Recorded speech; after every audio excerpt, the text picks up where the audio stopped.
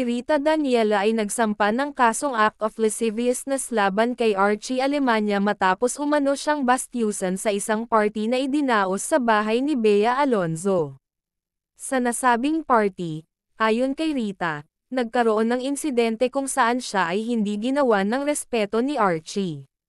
Hindi umano inaasahan ni Rita na mangyayari ito, lalo na't dumalo siya sa party bilang bisita. Ayon sa kanya, labis siyang nasaktan at nadismaya sa nangyari, hindi niya akalain na gagawin sa kanya iyon ni Archie Alemania na itinuring na niyang kuya dahil magkasama sila sa isang teleserye na, Widow's War, kaya nagpa siyang humingi ng hustisya. Ipinahayag ng aktres na nais niyang ituro ang leksyon ng respeto sa bawat isa, lalo na sa mga kababaihan. Ang insidenteng ito ay nagdulot ng iba't ibang reaksyon mula sa publiko at sa mga kasamahan niya sa industriya ng showbiz. Gayunpaman, persigido si Rita sa kanyang laban at nakatakdang ituloy ang kaso upang masampahan ng nararapat na parusa ang nagkasala.